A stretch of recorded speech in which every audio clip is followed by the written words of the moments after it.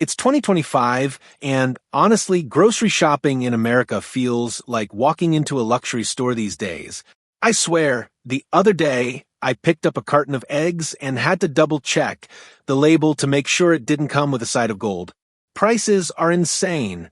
Milk is creeping up towards $5. Bread is no longer the humble, cheap comfort food it used to be, and don't even get me started on fresh produce.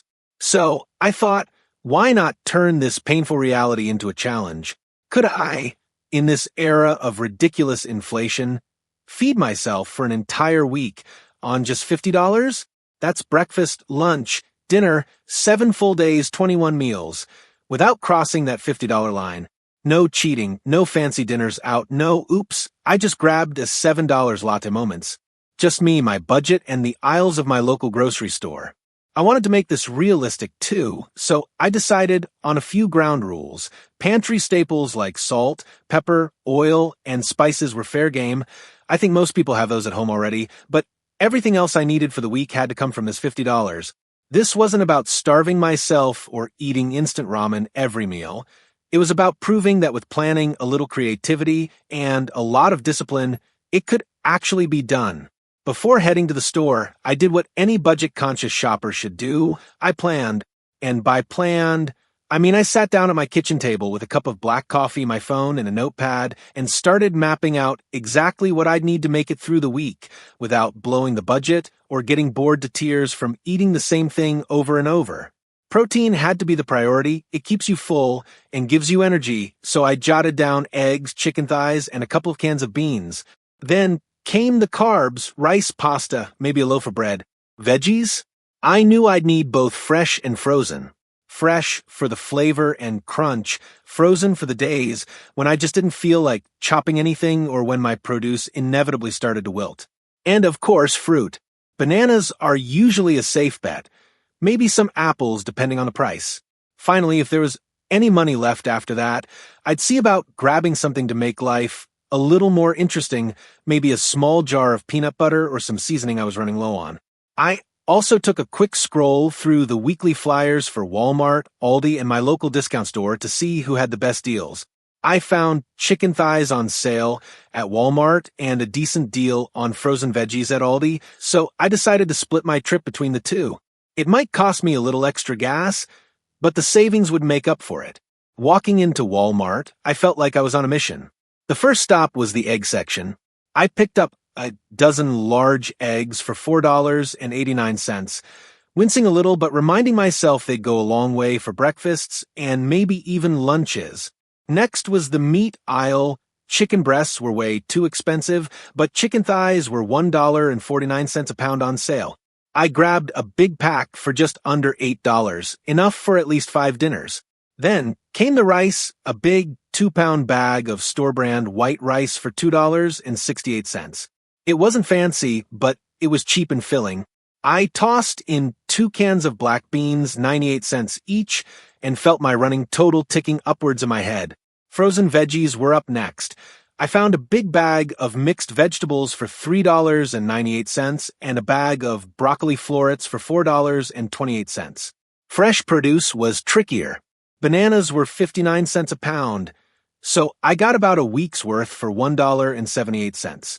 Apples were pricier at $1.49 a pound, but I decided to splurge on 4 of them for variety. Bread was an easy choice, store-brand white bread for $1.48. At this point, I was about halfway through my budget, so I slowed down and thought carefully about what else I needed. I still wanted pasta. The store brand was $1.09, and maybe a small jar of pasta sauce, which I found for $1.78. I grabbed a small container of oatmeal for breakfast as well, $2.58, and realized I was dangerously close to the $50 mark. I added a jar of peanut butter for $2.29 and called it a day. At the checkout, I watched the cashier scan each item like it was part of a game show. When the total popped up at $48.73, I felt like I just won something. I mean, technically, I'd managed to get everything I needed for the week without going over budget. I packed everything into reusable bags, loaded up the car, and headed home with a strange mix of excitement and apprehension. Excited because I had a plan, and I love a good challenge. Apprehensive because, well, what if I got halfway through the week and realized I'd miscalculated and ran out of food? When I got home, I laid everything out on the kitchen counter and started organizing. The chicken went straight into the freezer in portion-size bags. The eggs got their own spot in the fridge, and I stacked the cans neatly in the pantry. The fresh fruit went into a basket on the counter, the frozen veggies into the freezer, and the bread into the fridge to keep it from going stale too quickly. Then I sat down with my notepad again and mapped out my meals for the week. Breakfasts would rotate between scrambled eggs and toast with fruit, oatmeal with banana slices, and boiled eggs with apple wedges. Lunches would mostly be rice with beans and vegetables, maybe a pasta dish if I needed a change. Dinners would be chicken-based, baked chicken thighs with broccoli, chicken stir-fry with mixed veggies, and chicken pasta with sauce. It wasn't going to be the most glamorous menu in the world, but it would get the job done. I even left a little room for flexibility in case I felt like switching things up midweek. As I wrote it all down, I started to realize that the real trick wasn't just the budget, it was the discipline. No impulse snacks. No running out to grab a quick burger because I didn't feel like cooking. No, I'll just order pizza moments. If I was going to pull this off, I had to commit fully. That night, I prepped the first few meals. I boiled half a dozen eggs for easy grab-and-go breakfasts, cooked a big pot of rice, and roasted a few chicken thighs with basic seasonings so I could throw them into meals without having to cook from scratch every night. The smell filled the kitchen, and honestly, I felt pretty good about the whole thing. There was something strangely satisfying about knowing exactly what I'd eat for the next 7 days and seeing that it all came from such a small budget. It reminded me that even with inflation making life more expensive than ever, there were still ways to take control of your spending. It just took a little planning and the willingness to stick to a plan. As I packed the cooked chicken into containers and set them in the fridge, I thought about how the real test would begin tomorrow. Grocery shopping was one thing. Living on that $50 for a week was another story entirely. But for now, I was ready. Bring on day one. The first morning of the challenge felt surprisingly normal. I woke up, made a cup of black coffee from my pantry stash, and set about making breakfast: 2 scrambled eggs, a slice of toasted bread, and a banana on the side. It was simple, filling, and honestly pretty good. I estimated the cost at just under $1 for the whole plate, which felt like a win right out of the gate. Lunch that day was rice, black beans, and some frozen broccoli tossed together in a skillet with a little olive oil and seasoning from my pantry. The beans gave it a hearty texture, and the broccoli made it feel like I was at least getting some vitamins in. Dinner was baked chicken thighs, just seasoned with salt, pepper, and garlic powder, served with a side of pasta and a handful of mixed vegetables. As I sat down to eat, I realized I wasn't feeling deprived at all. The portions were generous enough, and everything tasted fine. Maybe this challenge wouldn't be as hard as I thought. By day 2, though, I started noticing the little temptations. On my way to work, I passed my usual coffee shop and felt the pull of a $5 latte like a magnet. It wasn't just the caffeine, it was the ritual. But I kept walking, reminding myself that one latte was literally 10% of my weekly grocery budget. Breakfast that day was oatmeal topped with banana slices, a change of pace from the eggs. It was warm, filling, and cost maybe 30 cents a bowl. Lunch was leftover chicken from the night before with rice and broccoli, and dinner was a quick pasta with a basic tomato sauce and a sprinkle of Parmesan from my fridge. I realized that cooking every meal from scratch, even simple ones, takes a certain mental effort. You can't just open the fridge and grab whatever looks good. Everything is part of the plan, and if you eat something out of order, you might throw off the whole week. Day 3 was my first real test. I woke up late, didn't have time to cook breakfast, and almost left the house without eating.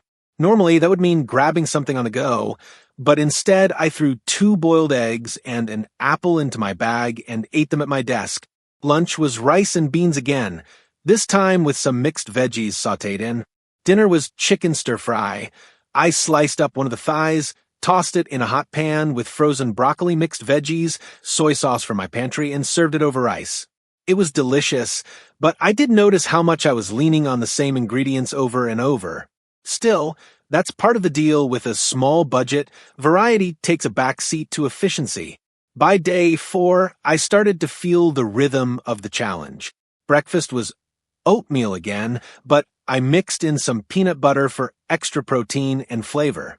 Lunch was pasta with beans and veggies, a weird combination, but surprisingly decent when you're hungry. Dinner was baked chicken with broccoli and a small slice of bread. I was also drinking more water than usual, partly to stay full, and partly because I didn't want to waste money on anything else. That night, I took a quick inventory of my supplies and realized I still had plenty of rice, beans, and frozen veggies left. The chicken was holding up well, and the fruit was just starting to ripen perfectly. It was a relief to see that I probably wouldn't run out of food before the week was over. Day 5 was when boredom really hit. I was craving something, anything different.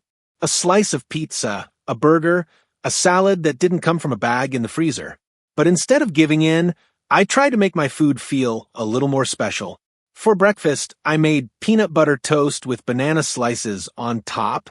Suddenly it felt like something I'd order at a cafe, only it cost less than 50 cents.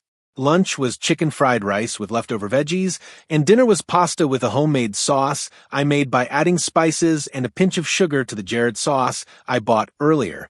Little tweaks like that kept things interesting without adding any extra cost. Day 6 felt like I was on autopilot. Breakfast, scrambled eggs and toast with an apple. Lunch, rice, beans, and broccoli. Dinner, chicken stir-fry. At this point, I could probably cook these meals blindfolded. I noticed something else too. I wasn't snacking nearly as much as I normally do. When you don't have chips or cookies lying around, you just don't eat them. It made me realize how often I grab a snack out of habit rather than hunger. I also noticed that I was wasting almost nothing. Every scrap of food had a place in a meal. It felt efficient and oddly satisfying, like I was finally in control of my kitchen instead of the other way around. By the time day 7 rolled around, I was both ready for the challenge to be over and a little proud of how well it had gone. For breakfast, I finished off the last of the oatmeal with banana slices. Lunch was a clean-out-the-fridge stir-fry. I tossed together the last bits of chicken, broccoli, mixed veggies, and rice, added a splash of soy sauce, and called it a masterpiece. Dinner was simple, pasta with the last of the sauce and a slice of bread. As I sat down with that final plate, I thought about the week as a whole. I'd spent $48.73, eaten 3 meals a day, and still had a little rice, some beans, and a couple of bananas left. I hadn't eaten anything fancy, but I hadn't gone hungry either. And I'd learned a few things along the way. The biggest lesson? Planning is everything. Without a list, I would have wandered through the store tossing random things into my cart, and I guarantee I would have gone over budget. Sticking to store brands saved me a ton, and frozen veggies turned out to be a lifesaver, cheaper, no waste, and just as nutritious as fresh. Portion control wasn't just about eating less, it was about making sure I had enough to last the whole week. And resisting the urge to grab food on the go was harder than I thought. But it made me realize how much money I normally spend without thinking. As I wrapped up filming, I asked my viewers a question. Could you live on $50 a week for groceries in 2025? And if you could, what would you buy? I encourage them to try their own version of the challenge and share their tips in the comments. Because at the end of the day, budgeting isn't about depriving yourself. It's about making conscious choices with your money and realizing that sometimes less really can be enough. I turned off the camera, put away the last of my dishes, and smiled to myself. Not only had I survived the challenge, I'd actually enjoyed parts of it. And while I probably wouldn't stick to $50 a week forever, knowing that I could if I had to, that felt like the real win.